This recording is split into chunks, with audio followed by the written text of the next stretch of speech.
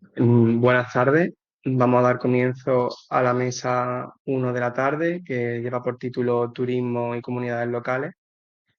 Como hemos hecho esta mañana, vamos a presentar a todos los ponentes ahora y a medida que realicéis vuestras presentaciones, dais paso al siguiente investigador. En primer lugar, contamos con la presencia de Agustín Santana Talavera. Él es doctor en Antropología Social, profesor titular de la Universidad de La Laguna, Tenerife, también director del Instituto de Investigación Social y Turismo en la misma universidad y fundador y director de la revista Paso, la revista de Turismo y Patrimonio Cultural, de carácter multidisciplinar e internacional. A continuación interviene Claudia De Luca. Claudia desarrolla su investigación en el campo de la planificación y el diseño urbano y rural en términos de sostenibilidad, regeneración y resiliencia.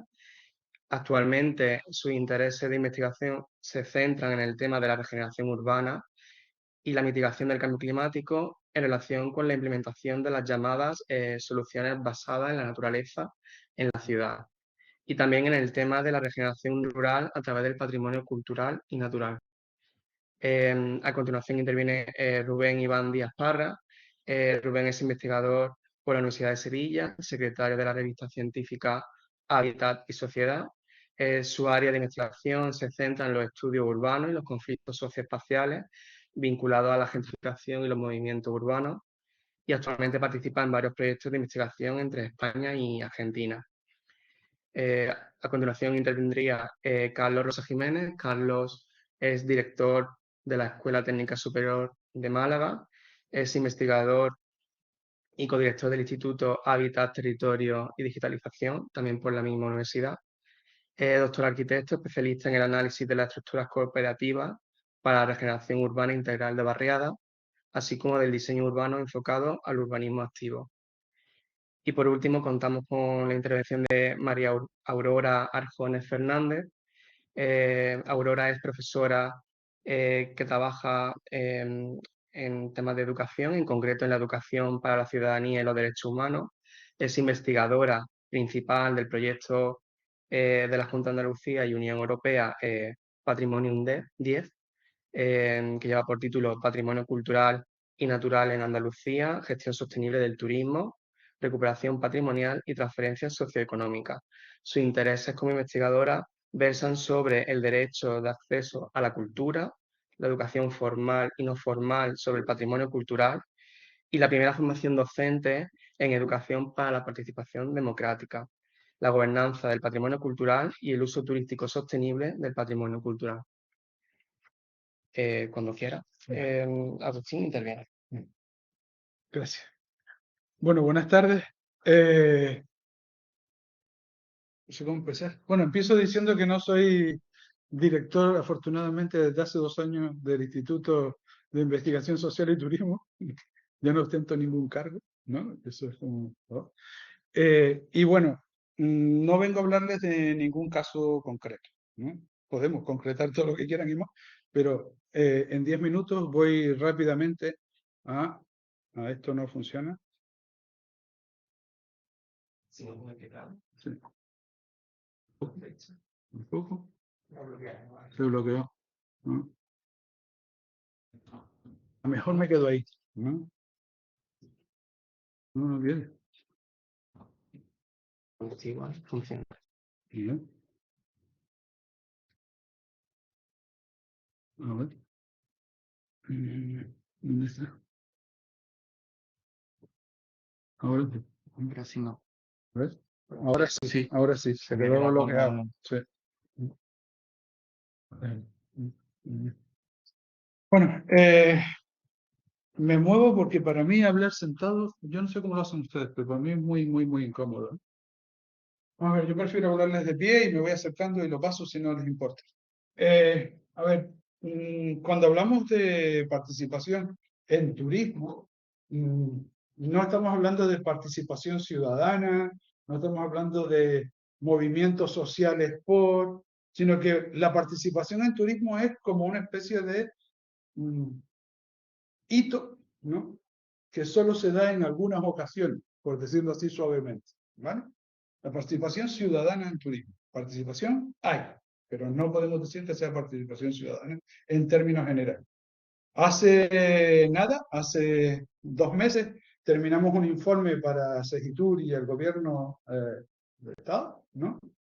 Y estuvimos recorriéndonos toda España, ¿vale?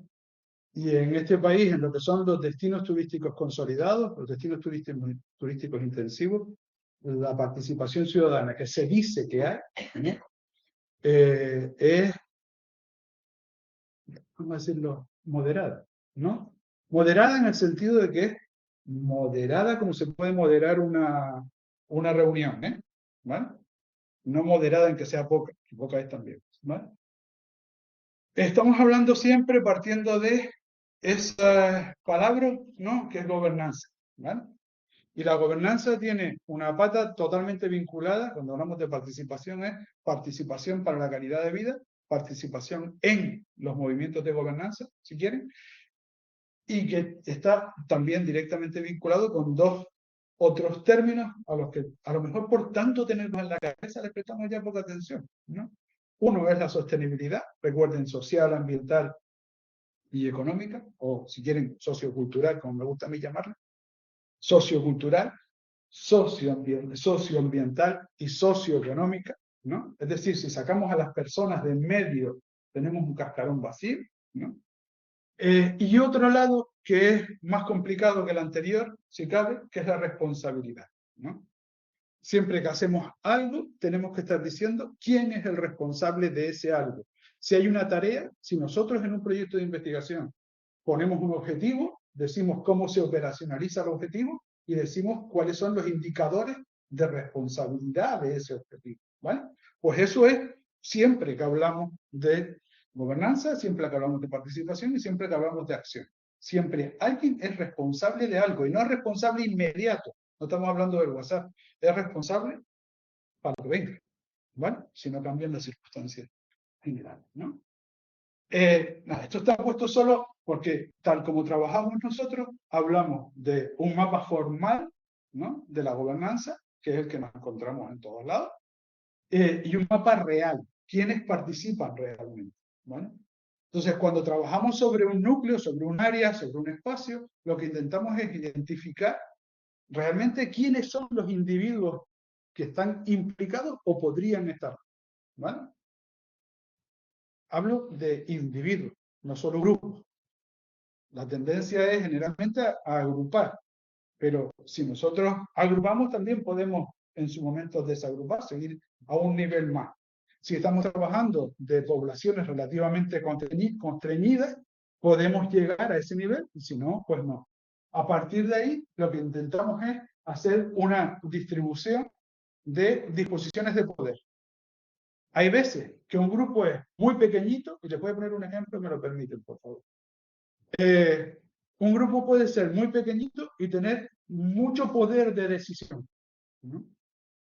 Nosotros trabajando sobre un posible futuro, que no nació, parque nacional, teníamos un grupo que se nos enfrentó desde el primer momento, que no era ni siquiera población local, que eran cazadores, ¿vale?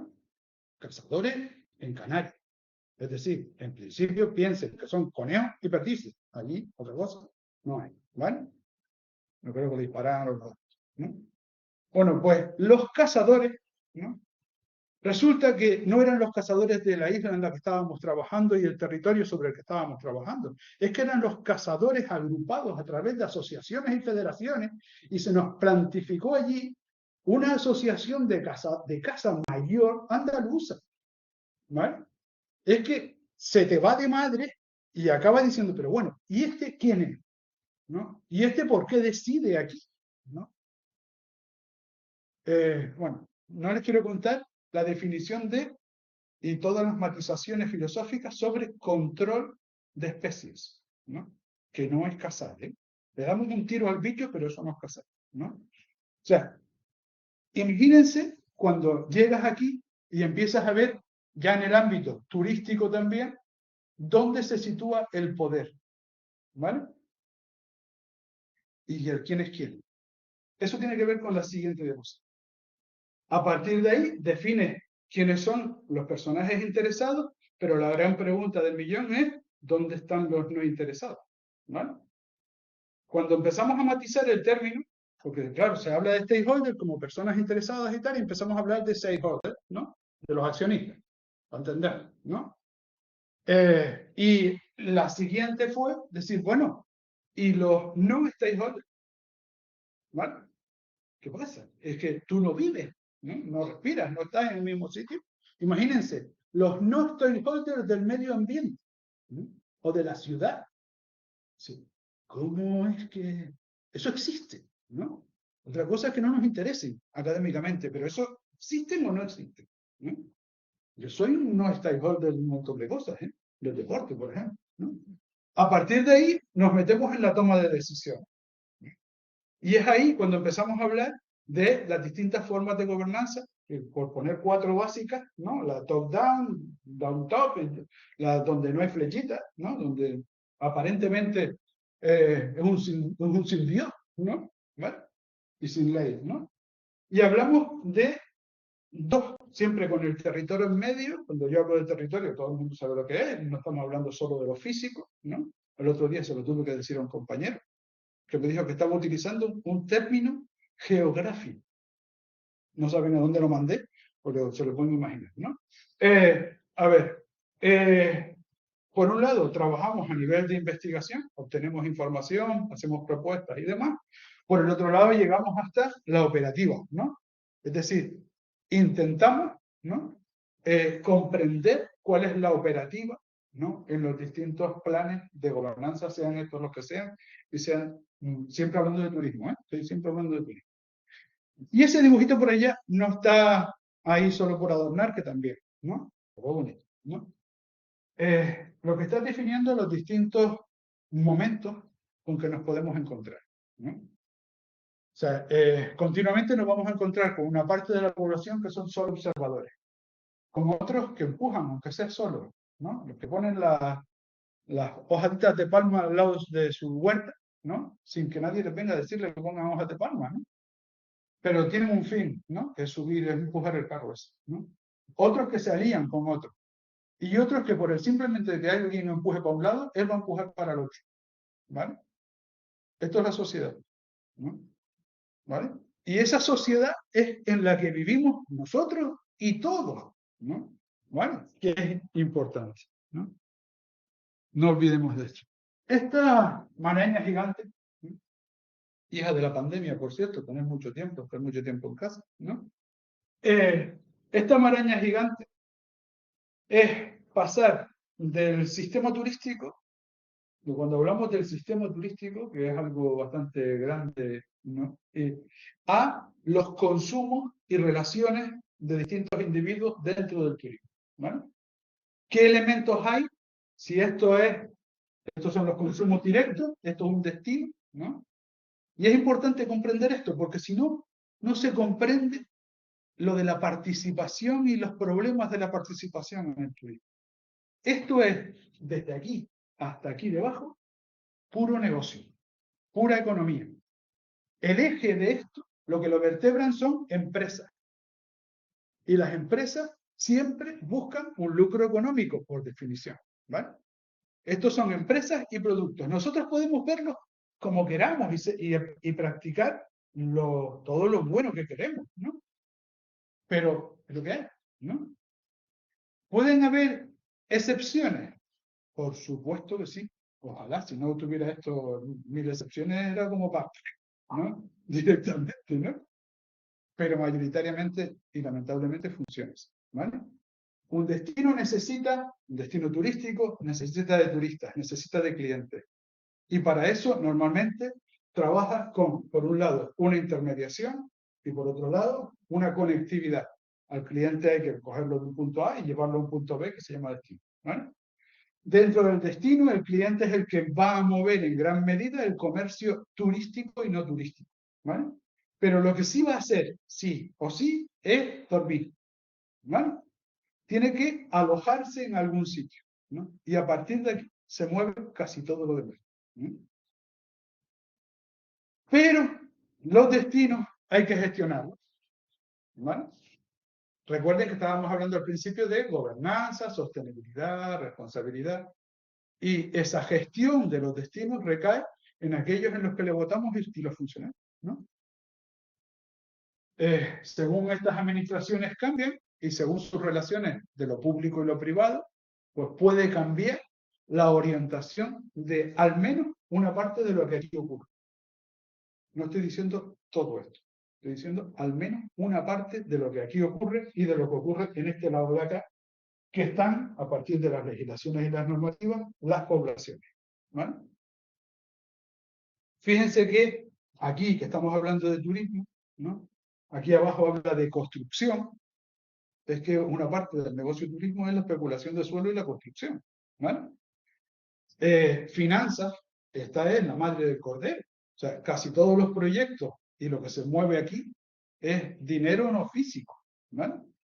Y intereses, y deudas, y grupos, y demás, ¿no? Y aquí arriba hay otra que no nos podemos olvidar, que es la logística. Cuando se genera turismo en cualquier sitio, cualquier parte del planeta, hay que pensar no solo cómo llevas y sacas a esas personas, ¿no? Sino en los consumos de esas personas, consumos en sentido amplio, ¿vale? Y esos consumos van desde el agua y la energía, ¿no? Cualquier forma de energía, ¿no? Pero agua sí tiene que ser potable, o más o menos potabilizable, ¿no? El tratamiento de residuos, ¿no? Que empezamos a hablar por aquí ya, ¿no? Energía, agua, residuos. Hay una serie de costes sociales y ambientales siempre que se produce, pero no solo por el turismo, sino por casi cualquier cosa. Siempre que introducimos una variable en una población, ¿no? Una variable nueva, hay un reajuste, somos humanos y nos adaptamos a la nueva situación, ¿vale? Y eso también ocurre aquí.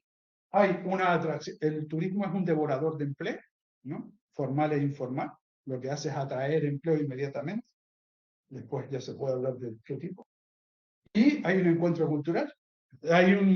Podemos marcar una distancia cultural entre los turistas, ¿no? Y las personas de la población residente o la población local, ¿vale? Esa distancia cultural hace que muchas veces, teniendo un número de turistas muy bajito, siendo un turismo de poca intensidad, los impactos socioculturales sean muy grandes sobre las poblaciones visitadas, ¿vale? Si limpiamos un poco, perdonen que vaya rapidito, ¿no? Si limpiamos un poco y nos quedamos con los grupos de stakeholders principales, ¿no? Tenemos en el centro mismo de la cosa el alojamiento, ¿no? La conectividad y la intermediación, fíjense que son los tres que están en rojo, ¿no? Están los clientes, están los turistas, evidentemente, están las administraciones, ¿no? Y la gestión del destino, que no necesariamente son solo las administraciones, hay muchos destinos con gestión público-privada o casi privada en algunas áreas. Evidentemente la logística. Aquí quedan estos pueblos desgraciados, comercio, ocio turístico y restauración, que están a expensas del alojamiento, siempre. Y la fuerza de trabajo y la población, todos estos que pasaban por aquí, ¿vale? ¿Qué nos encontramos? Habitualmente lo que nos encontramos es que esta parte de aquí, ¿no? Ejerce de lobby con todos los gobiernos, ¿no? Y en todas las instancias, ¿eh? Desde el ayuntamiento hasta el Estado, ¿no? Y lo que hemos visto en la última, más o menos la última década y media, ¿no? Más o menos 15 años, ¿no? Es que en este país, en general en el país, en cualquier destino que ustedes piquen así aleatoriamente, el lobby del alojamiento es brutal, ¿no? Está marcando la pauta a casi cualquier cosa que se les ocurra, ¿no? Y dentro de aquí, ahora estamos viendo en los últimos años que ha nacido un nuevo hijo, ¿no? Que es la vivienda vacacional o el piso de alquiler o como quieren llamarlo, ¿no? Originalmente piensen que viene del couchsurfing ese, del alquiler, del prestar el sofá, ¿no? O de los pisos de alquiler de toda la vida, de las vacaciones, ¿vale? Que se iba el funcionario que trabajaba en el pueblo y lo alquilaba de la ciudad que venía para el pueblo, ¿vale? Pero ahora esto se ha formalizado, ¿no? ¿Qué significa se ha formalizado? Pues que en el caso de Canarias En la isla de La Gomera ya hay más camas en vivienda vacacional que en hotel, o en la Isla del Hierro, ¿no? O que un sitio como Corralejo, que era un pueblo de pescadores, ¿no? Después un destino turístico, hoy tenga casi 8.000 viviendas vacacionales, ¿no? Esto, en cuanto, recuerden que antes aquí abajo había una cosa que decía servicios públicos. Esto destroza, ¿no?, los servicios públicos. No lo destroza porque sean viviendas vacacionales. No entiendan que estoy en contra de eso, ¿no? Podría estar más en contra de los hoteles, fíjate tú por dónde, ¿no? No estoy hablando de estar en contra o a favor, sino estoy hablando de calidad de vida de la gente. Calidad de vida de esos que queremos que participen. Pero es que nadie les ha preguntado. Pero es que de pronto se nos pone encima de la mesa cuando empezamos a hacer un análisis casi puerta a puerta, ¿no? De que es verdad que hay fondos de inversión, es verdad que hay grandes operadores, ¿no?, detrás de esto ya a estas alturas, ¿no? Que también los negocios se adaptan. Pero también es verdad que los alquileres se han multiplicado por casi 10, ¿no? ¿Vale? Porque el que tenía un piso que alquilaba antes al funcionario, ahora le saca la rentabilidad del funcionario en una semana, ¿vale? Y ahí empezamos a tener otros problemas. Empezamos a hablar de una nueva forma de gentrificación, ¿no?, donde ya no solo es el de clase alta que empujaba a la clase mediana o a esta a la siguiente y así sucesivamente, o no es el cambio de orientación administrativo de un territorio y entonces, no, ahora es tu vecino, ¿vale? Con lo cual ya lo de la teoría de la mano negra se nos fastidió, ¿vale? El coco ya no es solo, ¿no?, alguien que está por encima, sino que el coco tiene nombre y apellido y tú lo conoces, ¿no? Y aquí nos pusieron un dedo en el ojo más de 4, ¿no? De nuevo, cuando empezamos a hablar de participación, ¿no?, y en esta parte sí ha habido mucha participación en turismo, ¿no?, ha sido para lo contrario, ha sido para, quedando ciego, ha sido para casi justificar, ¿no?, que tienen todo el derecho del mundo, porque yo no se lo estoy negando, ¿no?, a entrar en el negocio, pero se está entrando a costa de otros que no tienen. La situación actual es a nivel nacional, datos de la semana pasada, ¿no? Ha bajado la compra de vivienda, ¿no? ¿Vale? Hasta ahí todo el mundo dice, claro, subió los intereses, el precio del dinero, no sé cuánto, tal. Pero es que han bajado los alquileres, ¿no? Y si bajan los alquileres, si bajan los otros, es que los bancos están cerrando, ¿vale? Pero si bajan los alquileres es que la gente no se puede estar pagando nada, ¿vale?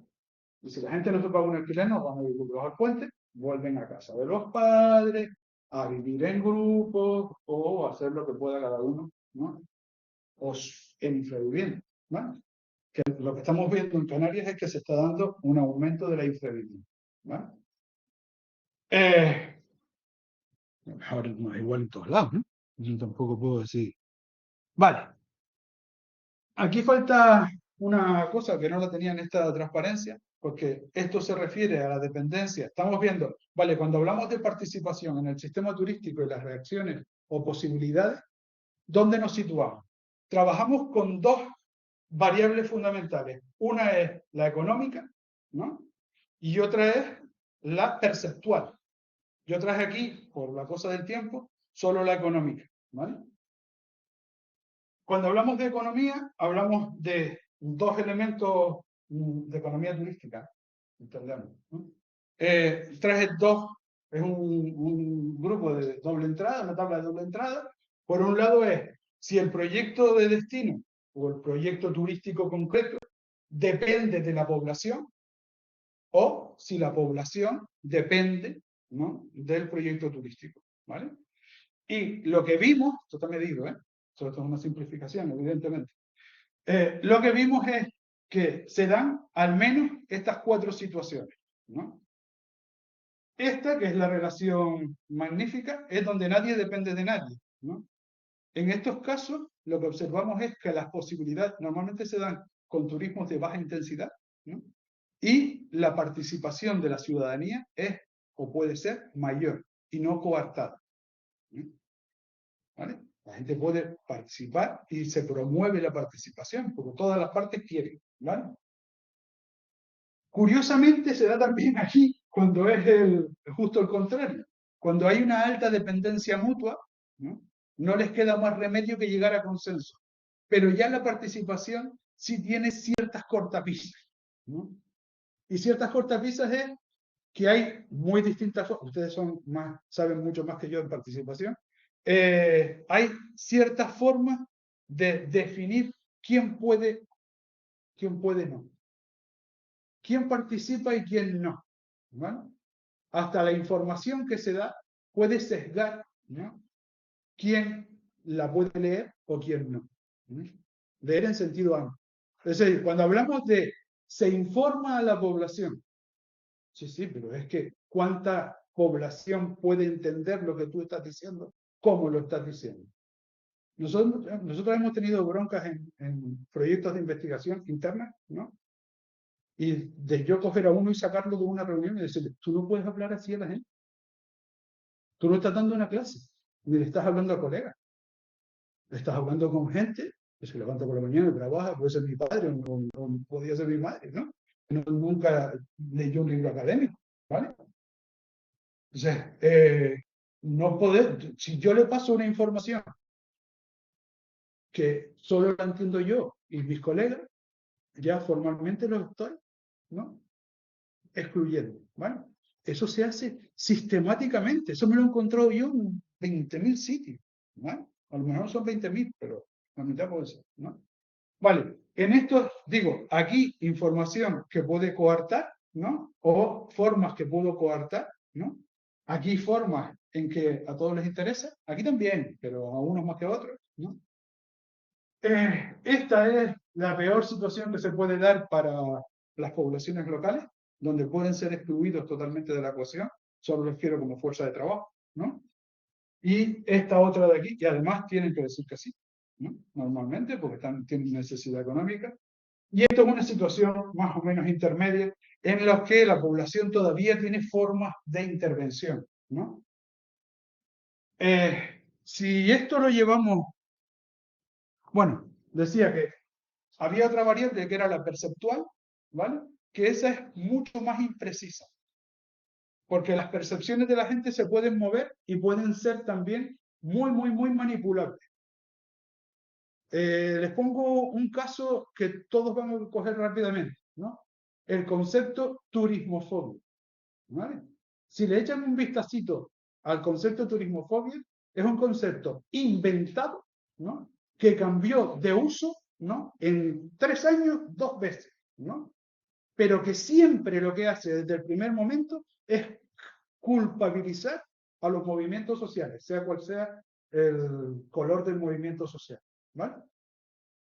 Sí. Vale, pues si ustedes le preguntan a la ciudadanía, casi todos le dan la razón a los periódicos. ¿No?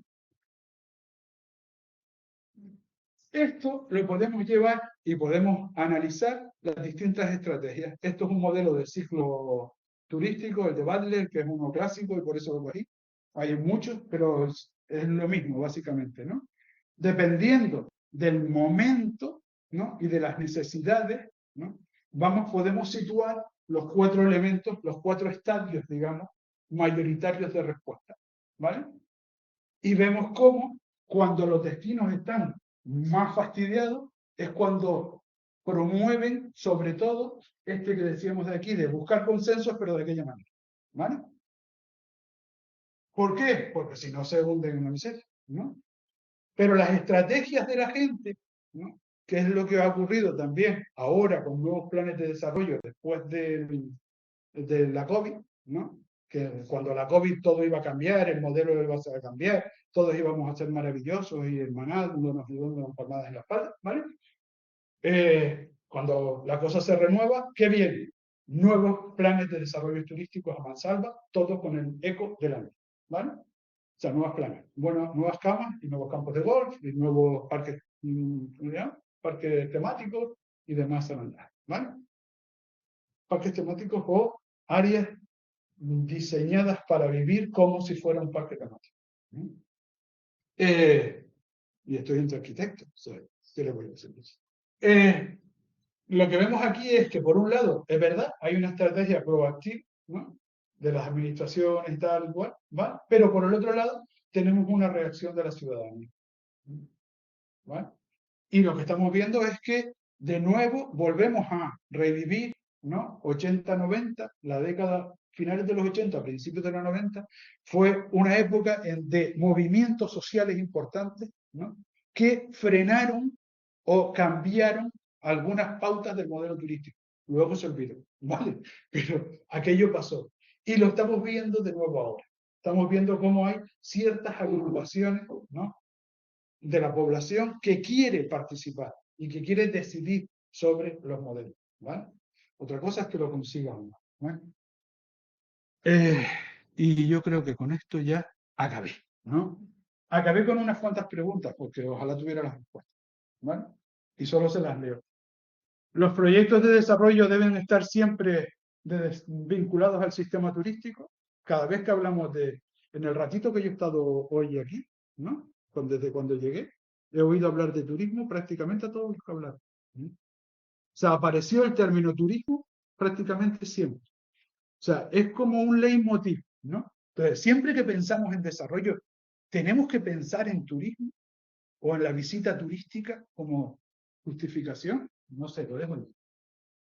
Todo tiene que ser convertible a uso turístico, ¿no? O sea, cualquier catedral, cualquier iglesia, cualquier ermita, ¿no?, un yacimiento arqueológico, la puerta de mi casa, el patio, no sé, ¿no?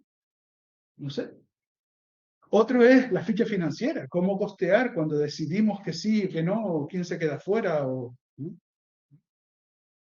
cómo es el reparto de responsabilidades, qué pasa con los no interesados, cómo involucrar a la población, ¿no?, en el desarrollo o en los no desarrollos turísticos, porque siempre está de la mano, ¿no?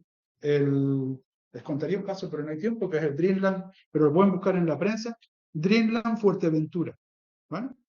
Es una especie de ciudad del cine que han querido construir en Fuerteventura, que ya ahora ya se va para Gran Canaria, porque hubo contestación social. ¿Cuáles han sido las estrategias empresariales y administrativas, ¿no?, de los gobiernos, ¿no?, para convencer a la ciudadanía, ¿vale? Es precioso a nivel de estudio, ¿vale? Entendámoslo así. ¿Y en qué otros sectores el uso intensivo del territorio ocurre como en el turismo, ¿no? No lo sé, a lo mejor en la minería o algo así, ¿no? Pero no sé, porque es que está por todos lados, ¿no? Y esto es como yo vería, no es un dibujo que hiciera yo para ponerlo ahí porque sí, esto es como yo vería hoy casi cualquier territorio turístico con población, ¿no? En este caso es una isla, porque lo usé para demostrarle a otros lo de los costes, ¿no?, que también existen. O sea, el turismo sí, pero todo entra, ¿no?, incluyendo la gente, y me faltó poner un barco saliendo, ¿no?, porque todo tiene que salir. Gracias. Y bueno, me lo han puesto difícil, hablar después. Pero bueno, entre lo del idioma y bueno, la ponencia que vino antes, lo voy a intentar, a ver qué sale. Y de hecho viví un par de años en Canarias, entonces, bueno, que viví un par de años en Canarias, entonces son cosas que viví en mi piel, que encontrar un piso ahí ha sido una locura, una locura.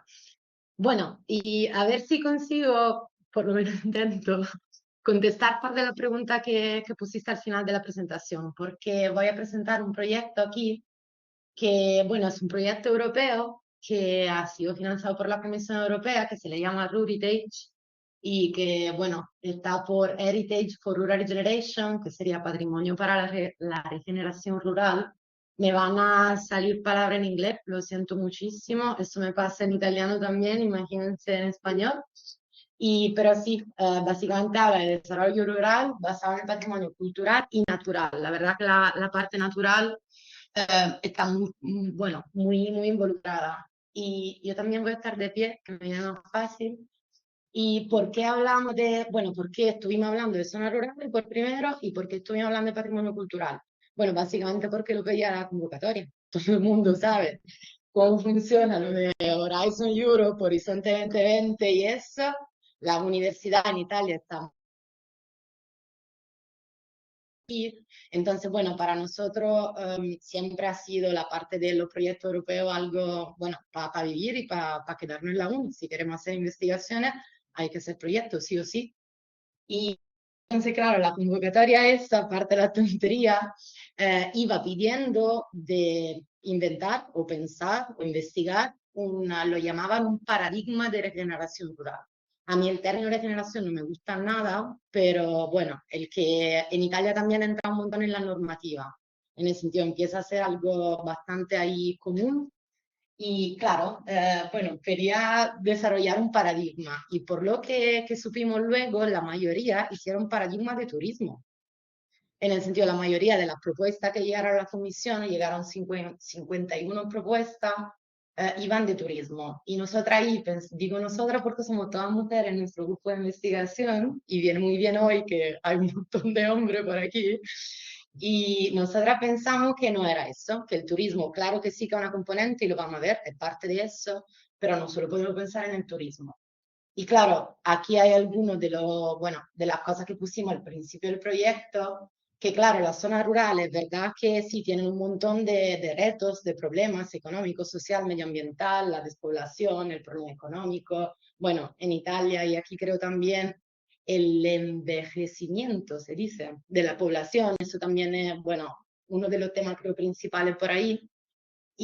Pero claro, al mismo tiempo son ejemplos únicos de patrimonio a nivel cultural y más que más natural. A nivel natural, los pueblos, bueno, en Italia tenemos una palabra que es borghi, que quizá la escucharon, que eso es algo como que define algo muy claro en nuestra cabeza, que son como pequeñitos pueblos con un entorno natural ahí impresionante. Y bueno, bastante población sigue viviendo en zonas rurales. En la Unión Europea el 30%, estamos hablando de un tercio de la población, no estamos hablando de dos personas, sigue viviendo en entornos rurales. Y también parte bueno, de la economía, ¿no? Sigue siendo general. Entonces, claro, cuando nos pidieron pensar en un paradigma, empezaban a pensar en línea de desarrollo, básicamente. Y la línea de desarrollo se le llamaron, con ese nombre fancy que también los proyectos europeos ahí empujan, Systemic Innovation Area, que serían áreas de innovación sistémica, es decir, ¿qué significa? Son esas 6 líneas que como ven en el dibujo, que siempre lo utilizamos porque creo que define muy bien la idea que tuvimos, son 6 líneas de desarrollo. Algunas de esas sí que tienen que ver con el turismo, eso ya se lo puede ver en la parte de pilgrimage, en el sentido de peregrina. Y claro, arte y festivales y paisaje y gestión del paisaje, ahí sí que entra un montón el turismo. Pero hay algunos que son, bueno, en la parte de producción de comida, es decir, gastronomía y todo eso, pero también la producción de cereales, vino, ya lo vamos viendo. Ahí también hay parte de turismo. Y luego hay dos que son las migraciones y la resiliencia, que nada tiene que ver con el turismo. ¿Y cómo entraron por aquí? Bueno, lo de la migración vino de hecho por un caso de estudio italiano que luego no entró en el proyecto porque se volvió en algo muy político y no quisimos ponerlo, que es el caso de Riace, no sé si lo escucharon. Se ha vuelto bastante famoso y fuerte porque al final el alcalde ha sido, arrestado a la cárcel, bueno, está en casa, pero porque él se inventó una manera de dar la casa del pueblo, Riace es un pueblo en Calabria, en el sur de Italia, había llegado un barco con un montón de migrantes y el pueblo estaba vacío. Entonces él, y es verdad ahí que por tema de ley no siguió todas las particularidades que tenía que seguir, pero sí que tenía la aprobación de la población, básicamente fue dando las casas a los migrantes. Y claro, se revitalizó el pueblo y se integraron de alguna manera. Bastante personas se quedaron, ¿eh? Eso es muy importante. De ahí estuvimos buscando otros casos de estudio y hay varios de pueblos rurales que sufren de despoblación y empezaron a coger a migrantes, que son como no eso que se le llama win-win en inglés, en el sentido que ganan los dos, ¿no? Gana el pueblo y gana la gente que llega. Y la parte de resiliencia, ahí estamos más trabajando, claro, yo vengo de hecho de otra formación, no soy arquitecta, sino que estudié ciencia del medio ambiente. Trabajé un montón en natural disaster, en los desastres naturales. Y de ahí hay algunos en tema de terremoto. Por ejemplo, trabajamos aquí en el proyecto con Islandia. Islandia creó su business luego en algo basado en tema de problemas de desastres naturales. Y claro, de ahí fue elegir para cada línea por lo menos 2 casos de estudio para intentar sacar buena práctica. Y luego lo que le llamamos replicators, entonces un caso más para cada línea para que desarrollara sus acciones y la implementara durante el proyecto. El proyecto fueron 4 años y medio al final, con lo del COVID. Entonces, esa buena práctica lo llamamos role model y aquí lo ven ubicado. Hay también 2 casos en España. Uno es el Camino de Santiago por el tema del pilgrimage, claramente, y el otro es la región del Duero por la parte del food, del rural y todo eso. Y luego, bueno, hay varios casos en Italia, algunos son en Turquía, hay Colombia, que estuvo involucrado, Islandia, como dije antes. Y claro, aquí, bueno, de aquí aprendimos y replicamos. Esa era un poco la idea del paradigma del proyecto. Y luego había 15, igual, Knowledge Facilitator Partners, básicamente eran socios como universidades, centros de investigación, que iban un poco, ¿no?, facilitando el intercambio de conocimiento entre role model y replicator. Y bueno, ¿qué hemos aprendido desde el role model? Es muy difícil estudiar casos de éxito de regeneración rural, porque la mayoría de las veces son, bueno, son únicos, porque cada territorio ha tenido su proceso, que es muy diferente en términos de gobernanza, de política, de economía, de social, de todo lo que sea, pero y un montón de veces notamos que, y son muy largos, a veces son como, bueno, 50 años, 60, 70, no es algo que puede hacer en un proyecto de 4 años. Pero sí que a veces nos dimos cuenta que eran circunstancias planificadas y tal vez completamente inesperadas, que surgieron y ya. Pero sí que notamos diferencia entre la línea que le iba comentando antes. Hay algunos que llamamos development driven, en el sentido que eran como comunidades que querían desarrollar y ponían el desarrollo de alguna manera como objetivo, y aquí entran esas 4, y algunos que le llamamos challenge driven, en el sentido que tenían un reto y desde el reto consiguieron de alguna manera regenerarse. Aquí es donde está la parte de la migración y de la resiliencia. Y claro, ahí para mí por lo menos son lo más interesante eso. Y esa práctica que encontramos, que son ahora creo, ni me acuerdo bien, 180 o algo por ahí, la pueden encontrar, no se la puedo presentar toda realmente, la pueden encontrar en la página web. Hicimos lo que se llama un Decision Support System, eso también es muy típico de los proyectos europeos, pero ve, aquí la encuentran toda. Por ejemplo, yo que sé, la Migrants Integration in Geonetwork Park, aquí lo hicieron con arte, entonces había un proyecto de arte migrante y lo que encuentran aquí dentro son como todas caracterizaciones que intentamos darle parecido, ¿no? Para intentar por lo menos ponerlo de manera sistémica o sistemática, no sé cómo se dice. Y aquí la van a encontrar todas. Lo que le quería comentar hoy era que hicimos, de ahí empezamos. Ese ha sido más o menos el primer año del proyecto. Desde ahí, la idea era trabajar con los replicators, con los casos que todavía no estaban desarrollados y que querían de alguna forma no regenerarse. ¿Y cómo lo hicimos?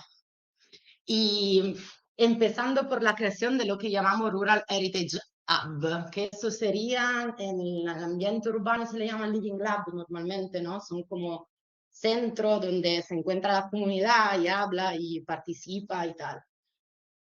Que eran los rural, bueno, que son, porque todos siguen estando, que son los Rural Heritage Hub Ruritage, son principalmente espacio físico con un valor cultural, porque seguimos trabajando en patrimonio, pero también representan comunidades de personas. Entonces son las 2 cosas, porque siempre, bueno, creemos de alguna manera que para crear comunidades también hay que darle lugares, y eso más que nada en esa zona. Esas zonas algunas son muy grandes y la gente no se ve, no es como que se cruza por la calle, quizás vive, ¿no?, por el campo. Entonces, si tú no le das un sitio que reconocen como un sitio que, ¿no?, donde pasa algo, a decir, es muy difícil. ¿Y por qué digo dónde pasa algo? Porque la sugerencia que le hemos dado a todos los casos de estudio, cada uno tiene su coordinador local. Entonces no fuimos nosotros viendo.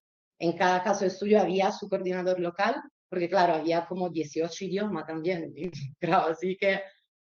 Y había otra cosa ya, nunca fue como decir, pues construimos algo. Eran ya centros, a veces eran centro de educación, otras veces eran centro de yoga, de deporte, de idioma, lo que sea, porque la idea es que la gente ya pasaba por ahí y de alguna manera se iba encontrando con el proyecto, como para intentar por lo menos que, sí, lo que decía antes, porque es muy difícil llegar a la gente y más en zonas rurales. Y la otra cosa fue hablar con lo que llamamos local hero, que eran el panadero, el de la iglesia, bueno, la gente que no, más de Puebla, decir. Y la idea era co-desarrollar, co-aplicar y co-supervisar planes de acciones locales. Y bueno, esas son algunas de las fotos de las comunidades y bueno, por ejemplo, eso es en Noruega, eso en Austria, eso en Italia, en mi región, en Le Marche, eso es el Duero en España y ese es de Grecia. Y eso, y aquí se ve muy bien, esos son los lugares. Y se ve muy bien el patrimonio, en el sentido cómo cambia. Bueno, esos dos, uno es Colombia y el otro Islandia. Ya se dan cuenta de cómo iban cambiando. Luego había Turquía, y bueno, es España, claramente, esa era Grecia. ¿Qué pasó? Y desarrollamos una metodología, que hay miles de ellas, y no quiero decir que esa sea mejor o peor, pero simplemente se la utilizamos nosotros, que se estuvo desarrollando en el proyecto, que básicamente son 4 talleres principales, que empiezan con, bueno, antes de eso hay todo el mapeo de los stakeholders, la identificación, el conectar, que no me pongo ahí. Lo que de los stakeholders que quería comentar es que la idea aquí era seguir la línea. Cada línea tiene su stakeholder. No es verdad que, bueno, claro que cada uno tiene interés, pero no todo de la misma manera, ¿no? Y después de todo esto, de contactar, hay un montón de teléfonos al final, porque los correos no lo leen, las redes sociales no la tienen, internet no llega, entonces más que nada era llamar y periódico todavía un montón. Y también televisiones locales, donde sale la tele local. Y bueno, el primer fue como un launch event, en el sentido, un evento público, donde ahí también nos involucramos, la panadería local, el catering, el catering era gente de ahí, que iba dando para comer al final, que era, bueno, la razón por la cual la mayoría de la gente se acercaba, creo yo. Pero claro, ahí era presentar el proyecto un poco, presentar el proyecto, qué quería hacer y cuáles podían ser las actividades. Luego, aquel día justo empezaron con un juego, ese como un juego de papel, en el cual cada uno, sí, que casi termino, en el cual cada uno tenía un papel diferente, en el sentido el campesino hacia el político hacia algo más, porque al final la idea era crear una visión común.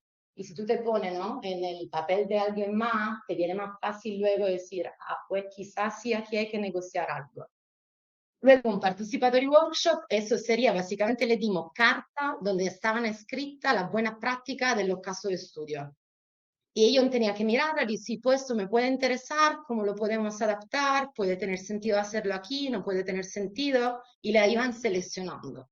Y de aquí el siguiente era bueno, un business model donde básicamente iban evaluando las acciones que habían preseleccionado para decir si se puede hacer o no se puede hacer, con el tema de presupuesto, el tema de quién estaba involucrado, todo eso. Y luego se iban definiendo papeles y responsabilidades, porque si no, eso no se iba a llevar a cabo. Y iban, bueno, lanzando la fase de implementación. Esa es la fase de implementación de lo que ha pasado luego y le enseño aquí algún ejemplo. Ese es el repliqueto de Austria, que iba trabajando más que nada en tema de hiking, más que pilgrimage, porque ellos no querían trabajar en turismo, entonces se pusieron a trabajar en hiking, básicamente en senderismo. Y iban organizando cosas. Bueno, restauraron un camino donde había una cueva que era, bueno, que estaba peligrosa y tal.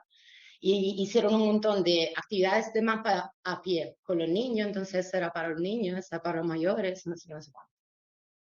Y el caso de Noruega, ellos sí trabajaron más en turismo, lo que hicieron en términos de participación fue una codefinición del Lighthouse, en el sentido, pidieron a la gente local cuál es tu sitio preferido. Antes que nada le pidieron, ¿quieren compartirlo? Porque si es tu sitio preferido, quizá quiere que sea para ti. Muchos quisieron compartirlo y hicieron luego toda una campaña sobre eso.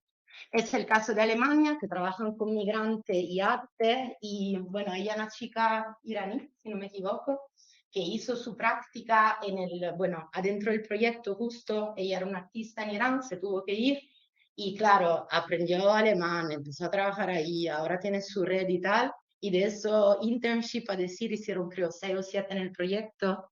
Esa es una de las acciones, imagina cada replicator tiene por lo menos 15 acciones.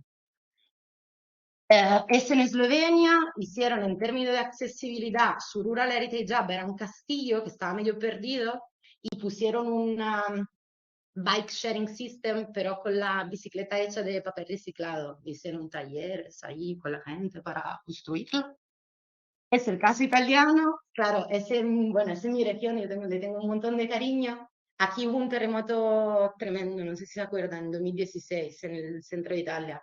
Y bueno, la mitad del pueblo se cayó de alguna forma. Y ese era un cine y estaba completamente abandonado. Entonces empezaron a hablar con la población en qué podemos hacer, qué no podemos hacer. Y diseñaron juntos un museo que le llaman un museo para la resiliencia. Básicamente sería un museo donde se aprende temas de desastres naturales. Hay como una parte donde hay un simulador de terremoto, no sé si nunca lo probaron, hay algunos que en Italia no hay, de hecho, entonces lo están comprando ahora. Y luego hay una parte para la clase, básicamente eso es para la escuela, no es para turismo. Lo bueno es que con el Recovery Plan, que aquí creo que se llama Next Generation EU, que sería los fondos del COVID de la Unión Europea, han conseguido tener fondos, lo están haciendo. Entonces, en el proyecto había el plan, habían hecho el proyecto. Ahora sí que ya lo están construyendo. Y el último, que es un caso turco, eso sí, mucho más desarrollado en el turismo, y está cerca de Pérgamo, la región, y hicieron el co-desarrollo, bueno, lo pilló en COVID, parte de eso, pero hicieron el co-desarrollo de una marca. Eso también normalmente es top-down, ¿no? Es decir, el rebranding de la cosa. Y aquí fue bueno, un poco bottom-up, a decir, en el sentido que fue la gente yendo seleccionando el logo, yendo seleccionando un poco cómo lo querían hacer. Ha sido un proyecto de, bueno, 4 años y medio. Contarlo en 10 minutos he cortado todo. Pero sigue existiendo, porque la verdad que ha sido un éxito muy grande, que también con los otros somos 40 socios en total. Y tenemos muy buenas relaciones, tenemos ahora un network donde seguimos haciendo cosas y nos aprobaron otro proyecto adentro de Horizon Europe, que es más o menos el seguimiento de Heritage, pero claro, esa call nos pedía trabajar mucho más en temas digitales. Entonces, por eso bueno, cambiamos un poco los drivers, eso sí que son menos de patrimonio, más de desarrollo digital, a decir, pero sí, eso va a comenzar luego en septiembre, ¿verdad? Ya, lo siento.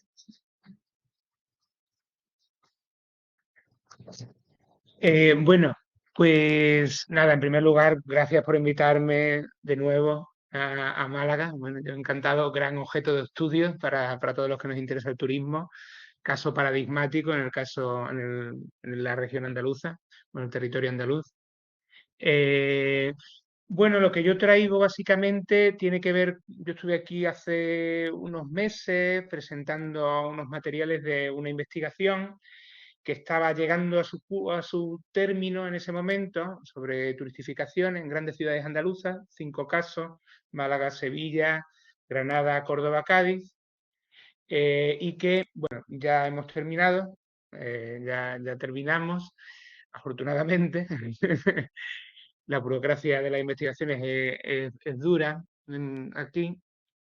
Y lo que traigo básicamente, pues, son algunos datos actualizados para discutir sobre uno de los aspectos que tratamos, que es de la turistificación, que es en el que más trabajé yo y el que más me interesa actualmente, que es lo que denominaríamos turistificación residencial. El término turistificación residencial, de hecho, tiene su discusión detrás, porque nosotros cuando empezamos a trabajar con estas cuestiones éramos gente que veníamos sobre todo de los estudios sobre gentrificación y empezamos a hablar en un momento dado de turistificación porque había una demanda social sobre esa cuestión, empezó a hablarse de turismofobia, luego turistificación, luego nos enteramos que en el mundo anglosajón se hablaba de overtourism. Y claro, ahí tuvimos nuestras pequeñas discusiones sobre la cuestión.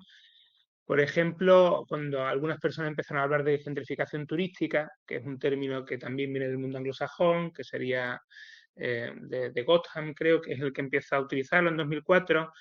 Y claro, nosotros conocíamos que en determinado había estudios sobre gentrificación cosmopolita, gentrificación transnacional, gentrificación liderada por extranjeros en zonas que de alguna manera pues eran objeto de migraciones por estilo de vida y generalmente también vinculado, imbricado con el turismo. Y a la hora de hablar de gentrificación turística, pues teníamos ahí nuestras diferencias porque decimos, bueno, pues en realidad no es tanto gentrificación. ¿Por qué? Porque lo que estamos viendo no es una sustitución de población, sino básicamente lo que hay es un desplazamiento, pero luego no hay otra gente que viene a residir, sino que son visitantes que vienen y se van. Entonces, estamos hablando de cosas distintas que a lo mejor no encajan tan bien. Pueden encajar bien, pero a lo mejor en algunos casos no encajan tan bien. Entonces, por ahí preferimos hablar de gentrificación residencial y luego también, digo, perdón, de turistificación residencial, ya me lío. Y luego también ha habido algunas quejas, porque el término turistificación también lleva mucho tiempo utilizándose, desde los 90, más en América Latina que aquí realmente, pero claro, hablando de que bueno, la turistificación es un proceso amplio, multifacético, no es solo de lo que estáis hablando.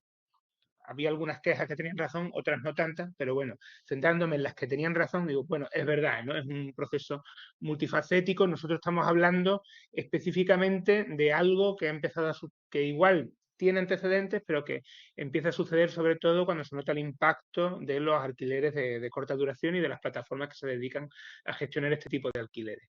Lo que estamos hablando principalmente es de un tipo de turistificación concreta en el cual lo que se turistifica es la vivienda residencial, que era vivienda destinada a uso residencial, se turistifica, cambia su uso, ¿no? Entonces, turistificación residencial, ¿no? Y ahora igual vuelvo al final sobre eso.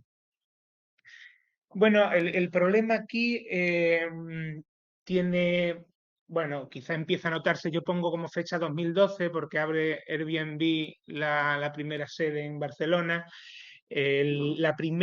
Claro, aquí nosotros nos encontramos con un fenómeno nuevo que tiene que ver con una innovación tecnológica, como que serían las plataformas, que viene del P2P, como decía el compañero, y teóricamente de la economía colaborativa, y que, bueno, gracias a estas plataformas digitales, en un momento dado, teóricamente se suprimen los mediadores. Eso en realidad no es verdad, porque lo que han hecho ha sido multiplicarse los mediadores, pero la idea de P2P es que se elimina, ¿no? Alguien ofrece un servicio y otro lo utiliza. La realidad ha ido por otro lado completamente distinto. Pero claro, esa herramienta digital lo que se ha permitido de facto es convertir, pasar de el alojamiento turístico como algo que estaba por lo menos no en las ciudades insulares y en las costeras puede ser un poco diferente, pero a lo mejor en ciudades de interior, por ejemplo, sobre todo, o grandes ciudades, un fenómeno que estaba muy localizado a ser un fenómeno que ocupa pues potencialmente el 100% de la ciudad, ¿no? Cualquier vivienda de la ciudad potencialmente puede convertirse en un alojamiento turístico, ¿por qué no, no? Y eso es algo que no pasaba. Así que los impactos potenciales siempre, son enormes, son ilimitadas.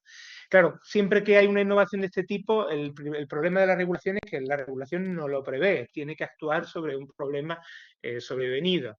En el caso español, la primera referencia legal es la Ley de Arrendamientos Urbanos de 2003, la modificación de la Ley del 94, que es la Ley que es de 2013.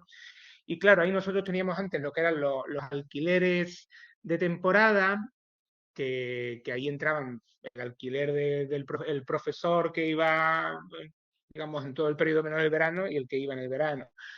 Que básicamente creo que es el artículo 5 de la Ley de Arrendamientos Urbanos, que lo que básicamente se dejaba al libre pacto entre las partes, en un contexto en el que eso no tenía un peso tan grande, que en determinadas áreas costeras sí lo tenía.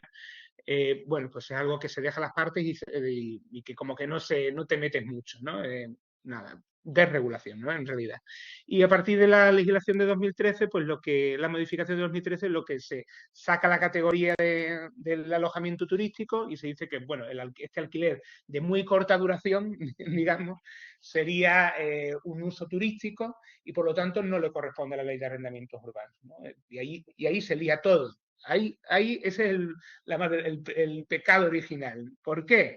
Porque nosotros estamos diciendo que un alquiler, si es de menos, en el caso de la legislación andaluza, porque tampoco se especifica la duración, ¿no? Pero en la legislación andaluza de 2016, si es de menos de 2 meses, pues entonces ya no es un arrendamiento urbano, ¿no? Es un uso turístico y corresponde a las autonomías. Entonces las autonomías son las que legislan sobre eso.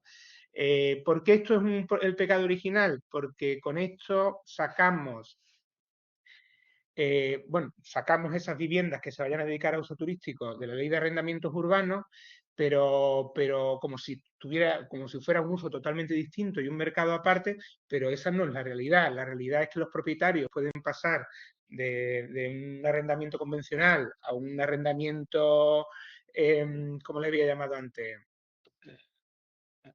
De temporada a un alquiler turístico libremente. Entonces son mercados que están conectados, lo que pasa en uno pues le afecta al otro, porque si las viviendas de alquiler convencional se van al alquiler turístico o al alquiler de temporada, se extrae stock y se reduce la oferta y se incrementan los precios, pero se hace como si se tuvieran que legislan instituciones distintas y en marcos legales distintos. O sea, yo diría que eso ha sido un problema grande, ¿no? Y que afecta incluso a las potencialidades de la ley de vivienda actual, ¿no? Que se acaba creo que hoy mismo se ha publicado en el BOE. Bueno, entonces ese es el problema con el que nos encontramos, ¿no? En realidad decimos que son mercados distintos o decimos que son cosas totalmente distintas, pero en realidad son las mismas viviendas y la decisión de que sea un alquiler convencional o que sea un alquiler turístico solo depende del propietario. En un contexto de economía turística en la cual arroja unas rentas muy superiores el alquiler turístico que el alquiler convencional, que además está muy regulado y cada vez está más regulado, ¿qué es lo que va a suceder? Pues, bueno, básicamente una sustracción de esos alquileres de un submercado a otro, ¿no? Bueno, y esa es la problemática. Bueno, aquí traigo algunos datos así más bien actualizados. Yo estoy utilizando, nosotros hemos decidido utilizar el registro andaluz de vivienda, la ley andaluza de 2016, el Real Decreto de 2016 sobre viviendas turísticas, es un Real Decreto que establece, bueno, como casi todos, ¿no? Creo, casi todas las legislaciones autonómicas establece un registro de viviendas turísticas y poco más, porque tampoco es que regule mucho, ¿no? Quiero decir, es una regulación muy laxa. Ahora se va a tener que modificar, ¿no? Hubo unos intentos de regulación a nivel municipal en base en Sevilla y en Cádiz, en base a las competencias en cuanto a asignación de usos del suelo, porque el decreto andaluz lo que dice es que las viviendas turísticas, viviendas para fines turísticas se llaman aquí, son viviendas turísticas sobre usos turísticos sobre suelos residenciales, lo cual es una contradicción en sí mismo, ¿no? Porque estamos diciendo tenemos suelos residenciales, son los que tenemos usos comerciales. Claro, pero eso, todos los PGO, ¿no? Las competencias en cuanto a la ordenación de usos del suelo y la compatibilidad entre diferentes usos responde a los ayuntamientos y generalmente en todos los PGO se establece un régimen de compatibilidades más o menos estricto. ¿Por qué? Porque yo en mi piso, que yo vivo en un segundo, no puedo montar un estanco ni puedo montar un bar, pero el decreto andaluz de 2016 prácticamente te está diciendo que tú puedes montar un estanco o un bar en la segunda planta de tu piso, ¿no? Básicamente. Entonces ahí entran las regulaciones municipales. Las regulaciones municipales son recurridas por la Junta porque invaden sus competencias sobre el turismo y en esa lucha estamos ahora, ¿no? Se va a sacar un nuevo decreto, vamos a ver por dónde, a ver si se acaba ya el laberinto legal, pero bueno, tenemos un problema por ese lado. Bueno, hemos tomado los datos de... La introducción se me ha alargado un poco. Hemos tomado los datos de del registro andaluz. Básicamente creo que este mapa lo saqué en marzo, la concentración, la distribución de los alojamientos turísticos, de este tipo de alojamientos turísticos que llegan a 100.000, hay aproximadamente 100.000 viviendas para fines turísticos registradas actualmente, pues sigue unos patrones bastante identificables, las zonas costeras, pero también, bueno, las grandes aglomeraciones urbanas, ¿no? Pues ya sabemos que en Andalucía la economía turística es muy, muy importante y ha tendido a incrementarse en el tiempo. Aquí se encuentran, bueno, pues las 5 ciudades, ¿no?, incluyendo Cádiz, que tomamos para el estudio, que, bueno, son las ciudades de mayor tamaño, con la excepción de Cádiz, pero bueno, incluye las 2 ciudades con mayor número de alojamientos turísticos, que son Málaga en primer lugar, que tiene el récord, y Sevilla, que está la Zaga, pero que también es una ciudad más grande, tiene más población. Pero bueno, tampoco son las ciudades con mayor densidad turística, ¿no? Eso lo dejamos para otra investigación, que sería muy interesante trabajar con las ciudades medias, ¿no? Nosotros aquí tenemos, por ejemplo, la ciudad con mayor densidad de alojamientos turísticos ahora mismo es Tarifa, que tiene más del 50% de las viviendas de Tarifa están registradas. Más del 50% del parque residencial de Tarifa está registrado como vivienda turística, ¿no?, actualmente. ¿No? Lo cual y hay varios núcleos. Yo he empezado a trabajar por Cádiz con las ciudades medias. Hay varios núcleos en Cádiz que están costeros, que están en una situación bastante similar. Bueno, casi que voy a lo... Bueno, aquí he traído datos de Cádiz, Málaga y Sevilla, por simplificarlo un poco. Ya había dicho, bueno, el peso más grande de las viviendas turísticas está en el municipio de Málaga. Sevilla ha estado en algún momento, sobre todo cuando empezaron a gestionar la regulación del PEGO, empezaron a decir que iban a regular la vivienda turística, la superó durante un momento, pero ya ha vuelto a superar de nuevo Málaga, a Sevilla. Concentración en los centros históricos. En el caso de Cádiz y Málaga, pues claro, la cuestión del litoral también es una distribución, hay un despliegue de las viviendas turísticas por el litoral. En el caso de Sevilla es la Almendra Central, similar a Córdoba, similar a Granada. Lo que es el casco histórico, es un casco histórico de enormes dimensiones para lo que es Europa. Mastriana, que es esta franjita roja de aquí, muy identificable. Y claro, y aquí lo estuvimos comparando con el alojamiento tradicional y lo que encontrábamos, bueno, pues cuestiones obvias. Un alto grado de concentración, mayor centralización en el caso de las ciudades de interior, todo bastante lógico, mayor capacidad de expandirse en el territorio, menor centralización que el alojamiento turístico convencional en general, ¿no? Una mayor capacidad de incidencia sobre el territorio que el alojamiento convencional. Bueno, bastante evidente, ¿no?, pero grullada. Aquí están los porcentajes últimamente, los datos bastante recientes del registro, y bueno, vemos ahí el caso de Málaga, que es el que lidera, ¿no?, algo más de 6.000 viviendas registradas, y el centro histórico de Málaga, dentro de las zonas que nosotros delimitamos. La delimitación de las unidades espaciales es todo un tema. Nosotros elegimos delimitar nuestras propias unidades espaciales, unidades que tenían sentido para nosotros desde una perspectiva de análisis del desarrollo urbano histórico.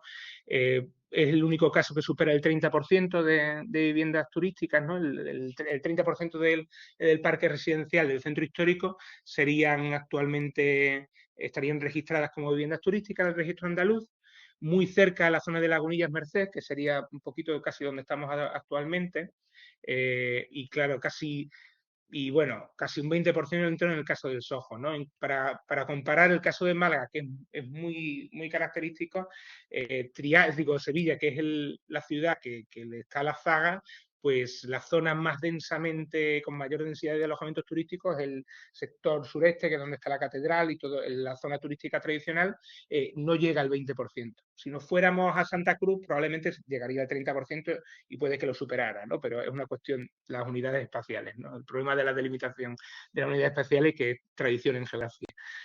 Y en Cádiz, que es precisamente donde se ha hecho la regulación y le han ganado el pulso a la Junta, pues nada, están en torno al 8%, un poco más en La Viña, que curiosamente es una zona tradicionalmente muy residencial y popular del centro histórico, pero bueno, un 9,3%. El límite de saturación para establecer una saturación que establecieron en la modificación del PGU es del 8%, ¿no? Fijarse, a partir del 8% declaran una zona saturada, ¿no? Y paran de dar licencias para alojamiento turístico, ¿no? En el centro histórico hemos estado en el 32%, ¿no? Nos fuimos. Elitización, bueno, aquí vimos también,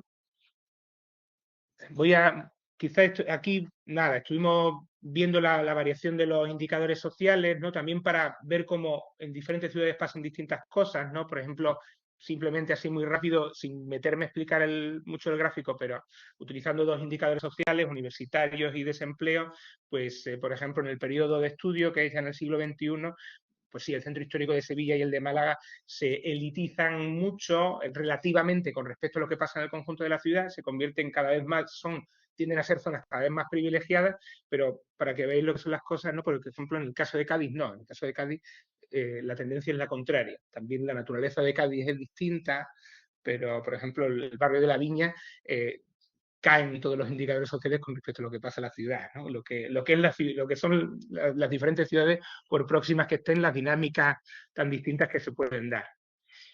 Y nada, y este para mí era el gráfico más representativo con el que quería terminar, que es la variación de la población desde 2002 a 2021, tomando como base de población, como base 100, la población en 2002, ¿de acuerdo? Y bueno, lo que son las ciudades y lo que son algunos barrios que teníamos de interés. Entonces, en el caso de Cádiz, Cádiz no para de perder población en ningún momento, y si nos fuéramos al año 50 también perdería población. Bueno, igual no, pero básicamente empezaría por ahí el declive demográfico. Pero en el caso de Sevilla y Málaga, por ejemplo, hay cosas distintas, ¿no? La ciudad de Málaga es la única de los cinco casos que nosotros trabajamos donde el municipio gana población año a año. La ciudad de Sevilla pierde población año a año en su conjunto, y sin embargo la dinámica en sus centros históricos pues es distinta, ¿no? La ciudad turística tiene una dinámica demográfica distinta. Y aquí en el caso de Málaga es un poco más difícil interpretación porque lo que teníamos era un incremento en los primeros años del siglo XXI bastante grande de población, tanto en el Soho como en el centro histórico, y luego una caída de población, un estancamiento en el caso del Soho en realidad, y unas pérdidas de población muy grandes, sobre todo a partir de 2012-2013, que es cuando baja ya por debajo de la población que tenía en 2002. Desde 2012 habrá perdido digamos que la primera década del siglo XX el centro histórico había ganado 158 habitantes, que no es mucho, la verdad, pero bueno. Y en la última década el centro histórico ha perdido 740 habitantes, ¿no? El centro histórico de Málaga, ¿no? Entonces el centro histórico de Málaga está perdiendo población. Y cuanto más se ha intervenido, más población está perdiendo, ¿vale? Y eso es una cosa que hay que tener en cuenta, ¿no?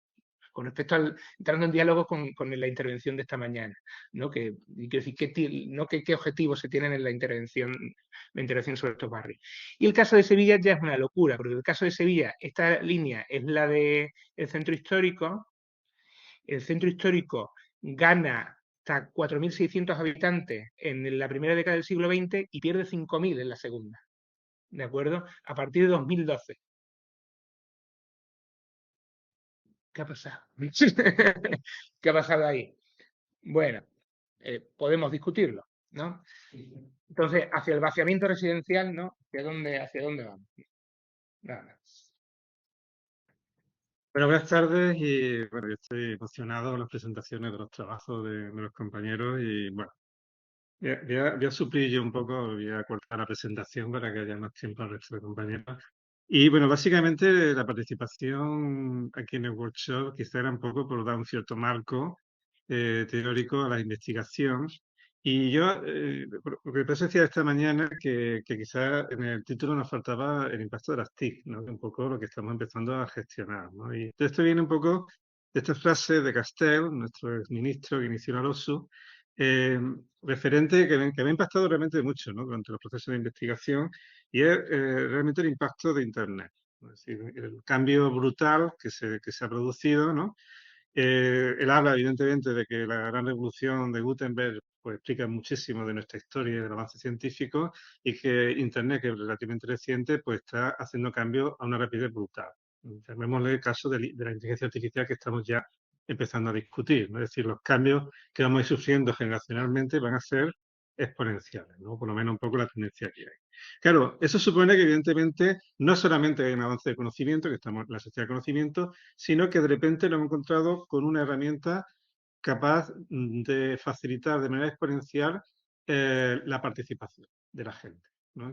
Veamos si es ciudadana o no, pero evidentemente las redes sociales están poniendo en el mundo la capacidad de conectarnos y supone evidentemente una herramienta que también, como dice Castel, muestra la capacidad de las personas para trascender las reglas institucionales, superar barreras burocráticas y subvertir los valores establecidos en el proceso de creación de un nuevo mundo.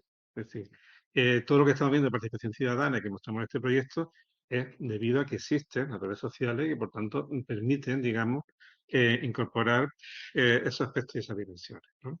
Bien, como nos tocaba a mí hablar un poco de la temática de las comunidades locales en territorios turísticos, desde el enfoque evidentemente de los arquitectos y de la arquitectura, pues claro, hay una vinculación siempre directa en la construcción espacial y digamos en esa construcción bueno, que se está hablando ya muchísimo, evidentemente. Yo simplemente voy a marcar algunas ideas que queríamos contrastar también un poco el resultado de esta investigación. Evidentemente, Calali pues, habla de lo que veis ahí, ¿no? Hay dos formas distintas de relación entre la gente local, los que tienen una conexión personal, los locales, evidentemente conocen el territorio de una manera, lo viven y lo analizan de una forma distinta, absolutamente diferente a los que vienen después, los turistas. Claro, dentro del imaginario del territorio, que esto fue una publicación que hicimos en el año 2018, pues nosotros llegamos en el caso de la Costa del Sol a diferenciar como tres grandes paquetes de imaginario, ¿no? El imaginario del ciudadano, que evidentemente construye un ideario basado en las relaciones de lo cotidiano, ¿no? En la memoria colectiva y la identidad, donde bueno, hay una gran parte de la base del concepto de patrimonio, evidentemente viene al local. El imaginario turístico, que también se ha hablado muchísimo, que está relacionado con las expectativas que se venden, que se comercializan, la satisfacción, etcétera, etcétera, que no tienen nada que ver, evidentemente, con el imaginario local.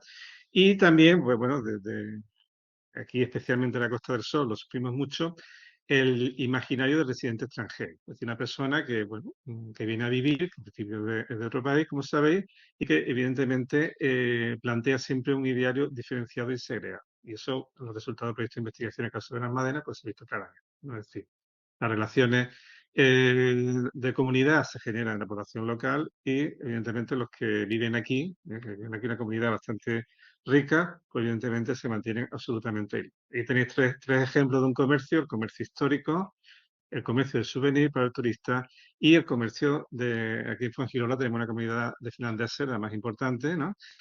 Bueno, que trae la tienda de Finlandia, ¿no? Es decir, un ejemplo bastante claro de lo que se supone. Evidentemente, de los tres casos de estudio, pues evidentemente se producen dialécticas que podemos decir que son relativamente diferenciadas, ¿no? En el caso de Málaga, que es una capital, que por tanto se habla relativamente al mismo nivel que Sevilla, las grandes aglomeraciones, ¿no? Pues evidentemente, bueno, aquí tenéis unos números. Málaga en el año 2015, pues un total de 1.300.000 ciudadanos, 85%, un 15% de residentes extranjeros y en ese año pues, recibimos casi 7,5 millones de turistas, por tanto 1,5 turistas por ciudadano. Hablando a nivel, evidentemente, de municipio de provincia. Bien, en el caso de Málaga, pues evidentemente los turistas vienen, se van, no residen tanto y sobre todo que tienen un porcentaje relativamente importante de trabajadores inmigrantes y el problema pues, bueno, evidentemente los inmigrantes que no son de la Unión Europea son, digamos, los que habitan, ¿eh? Y evidentemente existe una tensión muy importante dialéctica ciudadano-turista que se ha hablado mucho y que evidentemente nos vamos a incidir, ¿no? Claro, el imaginario subversivo del ciudadano en el sentido de que el ciudadano, aprovechando las nuevas tecnologías, construye la identidad del territorio, pues bueno, aquí tenemos un ejemplo, por ejemplo, el caso del Palo, ¿no? Este pueblecito que tenemos, esta ciudad, este barrio que tenemos de Málaga, ¿no? Que de gente muy, muy local, ¿no? Y que, bueno, que también construye, digamos, ese patrimonio y pues es una herramienta muy potente para mostrar, digamos, ese imaginario del lugar, ¿no? Imaginario subversivo reivindicativo, ¿no? Como conocido por el proceso de justificación, no tanto de justificación, sino de destrucción física del patrimonio con esta web, donde, pues, evidentemente se reivindica pues, todo el fracaso, entre comillas, o las quejas que ha habido de destrucción de patrimonio durante estos 50 años en el caso de Mar. En los casos, ya alejándonos en el caso de Benalmádena, que fue el que estudiamos, claro, ahí ya los porcentajes y la población se complejiza de manera diferenciada, ¿no? Porque fijaros en el mapa que hicimos cuando hicimos el proyecto de investigación del ATLAS, evidentemente la concentración de residentes locales, que son los puntos rojos, pues bueno, busca evidentemente los núcleos, digamos así, más históricos de la ciudad. Torremolinos, entre un 20% de Torremolinos residentes de la Unión Europea, que por tanto, como sabéis, tienen derecho y pueden participar en la vida política. Este pone un 24%, en municipios de entre 10 y 25.000 habitantes, pues evidentemente los porcentajes se amplían, ¿no? Nerja un 25%, Torrón Manilva hasta un 40%, ¿no? Claro, en azul son territorios donde el porcentaje de la Unión Europea son superiores a los locales, ¿no? Por tanto, no están concentrados, están más dispersos en el territorio, pero evidentemente constituye ya una parte importante de comunidades o personas que no forman parte de esa comunidad local y que busca también, evidentemente, una lógica de distribución más territoriales y, digamos, menos centrados en los núcleos históricos, que es donde existe bueno, más comunidad local, más construcción de comunidad local, como vimos en el caso de Almádena, pues, se concentraba en una parte del territorio y las urbanizaciones, pues evidentemente, estaban más dirigidas a los residentes de la Unión Europea y, por tanto, a ese tipo de idearios, ¿no? Bien, el imaginario del turista, una frase de McCannell, no fue otra cosa, que lo invitamos a un congreso y, por tanto, tengo cierta, como lo conozco personalmente, pues tengo cierta afición por él, bueno, pues atracciones turísticas, experiencias culturales, modelos de vida novelado, idealizado, bueno, pues esto se podría hablar y se ha hablado ya muchísimo al respecto. Una cosa curiosa, ya en Torremolinos se ha creado una página web que ya está patrimonializando, digamos, ese patrimonio turístico de esa imagen, ¿no? De turista de la época dorada de la Costa del Sol, que como veis desde el año 60, a finales de los 60, a principios de los 60, hasta finales de los 70, ¿no?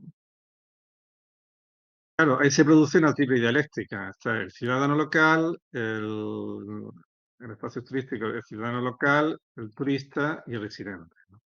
Y en el caso de la Costa del Sol, la segunda corona, la segunda línea, que son pueblos más pequeñitos, pues se está produciendo, lleva ya por lo menos 10 años, ¿no? Donde la población residente se está yendo a la segunda corona.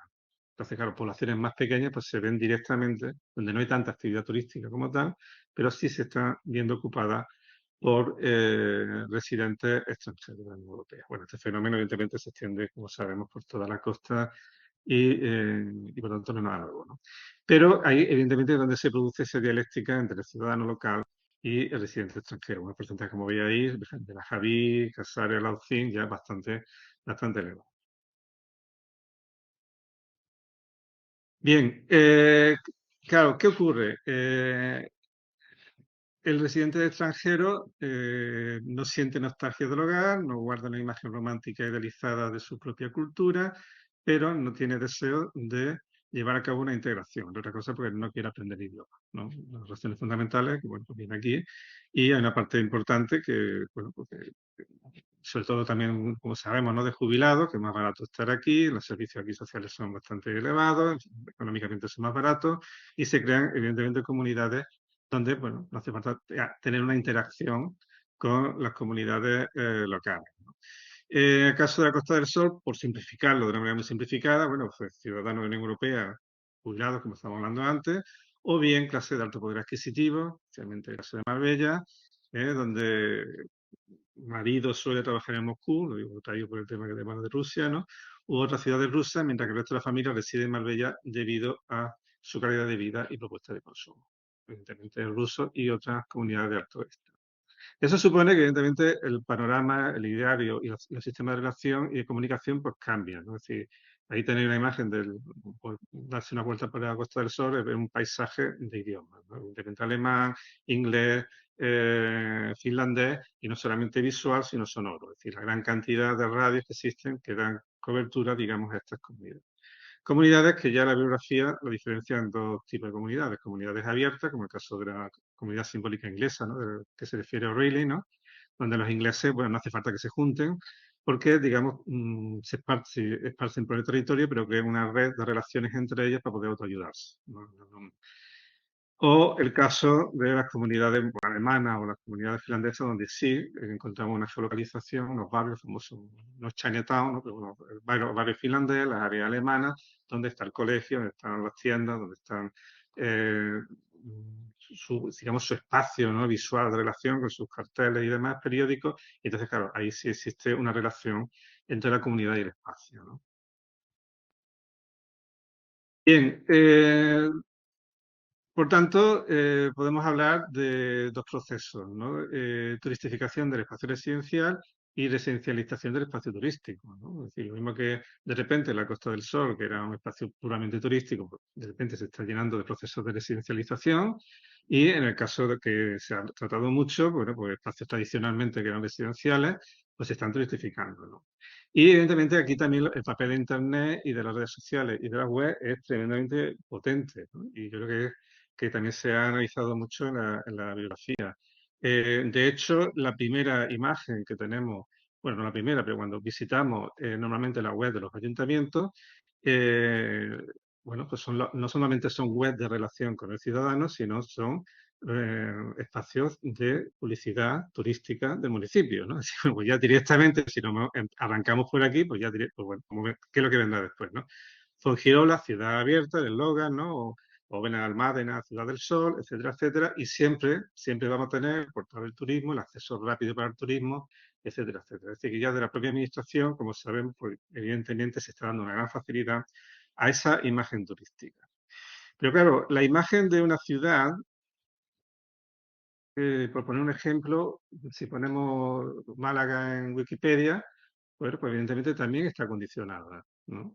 Es decir, la imagen de Málaga, pues según si visitamos Wikipedia, ¿no? Lo mismo que si visitamos cualquier otra ciudad a nivel del mundo. Y yo creo que esas imágenes, evidentemente, también impactan mucho y también definen o deciden qué es una ciudad o la parte de la ciudad que evidentemente es la que tiene mayor significación, como veis ahí. Bueno, pues, evidentemente yo creo que es un tema que está decidiendo que el centro histórico, la Cazaba, los elementos monumentales, es Málaga, el resto no es Málaga. Es decir, la parte más turistificada, pues también está marcado, está determinado por las propias redes sociales, ¿no? Claro, a través también de otras investigaciones cartográficas, de geolocalización, de fotografía, etcétera, que está muy avanzado, pues claro, evidentemente la parte central de Málaga, que es lo que ya se ha dicho que es Málaga en la red, pues también es la parte más activa por parte de todos los operadores turísticos, ¿no? Desde TripAdvisor, el portal que tenemos en web para subir las fotografías, es decir, toda esa geolocalización que permite Internet, al final también curiosamente se concentra, digamos, o se dirige a ese espacio específico que es lo que Internet, o bueno, o la manera, o el que sea, decide que es simbólicamente, y estamos en el plano simbólico, la ciudad de Málaga.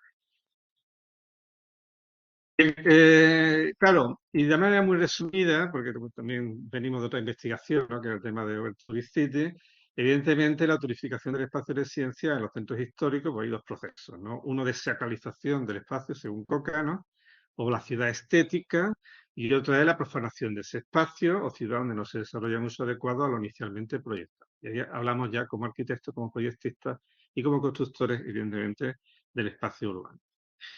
Y traigo, claro, la secularización del espacio, pues bueno, aquí tenéis una de las características que resalta Martínez Gutiérrez, pues bueno, son los intereses de los operadores y la administración en construir ese espacio.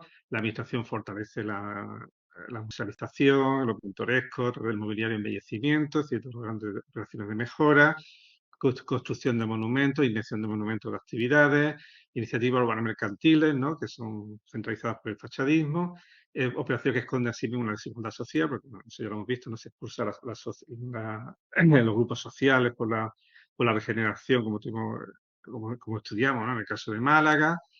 Pero claro, también yo creo que la imagen, cuando vemos la imagen de la web del Ayuntamiento de Málaga, curiosamente, si lo habéis visto, bueno, pues Málaga Cultural, bueno, pues aparece, cómo no, pues los monumentos, aparece la arquitectura, ¿no? Bueno, pues normal, ¿no? Lógico, ¿no? Pero también innovación. bueno, me aparece el centro histórico. Vacío. O sea, no hay nadie. Es puramente arquitectura y espacio puro, absolutamente renovado. Capital de la integración. La gente donde está, ¿no? Es decir, también vacío. Esa construcción que hace la administración, que esta mañana el concejal decía, ¿no? Y que no hay que avergonzarse, y evidentemente no hay que avergonzarse del proceso de transformación arquitectónica, urbana, espacial que ha sufrido en Málaga, lo que hay que corregirla, ¿no? Que yo creo que no estamos en que funcione. Es decir, bueno, capital integradora donde no aparecen las personas y ciudad sostenible tampoco aparecen personas. Es decir, es la venta absoluta de esa fachadización o de esos procesos de construcción. Entonces, sería razonable decir, hombre, un portal de la ciudadanía, que no deja de ser parte de Málaga, pues debería también de expresarse en la fachada, porque al fin y al cabo en Internet es la fachada oficial de una administración que representa a una ciudad al mundo, ¿no? Por tanto, ahí había, yo creo que un debate tremendamente interesante a ver qué se ofrece o no se ofrece. Proceso de embellecimiento de construcción, de aumento de espacio público peatonalizado, que en principio es magnífico. Claro, eso es el proceso de profanación, que son todas las malas derivas que se vienen generadas, bueno, por ocupación comercial, investigamos el proyecto de Overtourism, ¿no? Es decir, bueno, todo el proceso de ocupación, etcétera, etcétera, que en principio no está para eso, que en principio profana el espacio. También puede ser la avenida, ¿no? Masiva de personas como turismo borrachera, turismo de celebraciones, etcétera, etcétera. Claro, evidentemente eso también implica que al final el centro histórico, independientemente de la oferta de Airbnb, que ya hemos visto que también concentra, pues también concentra el mayor número de conflictos sociales. Y esos conflictos sociales son los que al final también surgen esas iniciativas ciudadanas que manifiestan, porque en el caso de Málaga, pues prácticamente el 55, el mayor número de iniciativas ciudadanas que analizamos, pues, evidentemente se localizan ahí, ¿no? Bueno, muchas gracias y